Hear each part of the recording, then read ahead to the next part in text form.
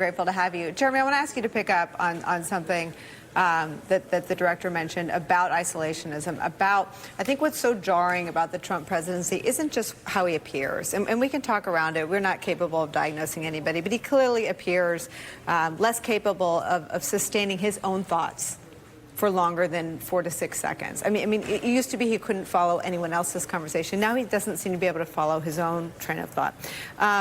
And I don't know what that means, if anything, but if I'm watching him from American allies or an adversary, I don't know what I think. That's why I'm asking the question.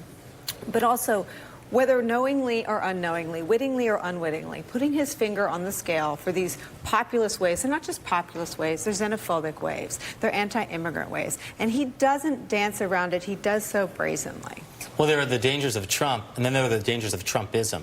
And one of the central tenets of Trumpism is this neo-isolationism, this nativism, this notion that we can pull up the drawbridge and isolate ourselves from the rest of the world, that the problems of the world aren't global problems, they're only America's to solve. And so, too, his vision is for other countries to do the same. I mean, the way Vladimir Putin operates is if I can go mano a mano with any country, I can win. But when I have to confront a NATO or a European Union, I lose. That's why Putin is so scared of the European Union, why he supports Brexit. That's why he's so scared of NATO, why he supports fracturing the North Atlantic Alliance. And Donald Trump is helping him? And he's absolutely enabling him. And there's a broader issue, too, which is much of Europe is up for grabs in the between the United States and China for economic influence. Right. And we see this with the Huawei issue that's been in the headlines recently.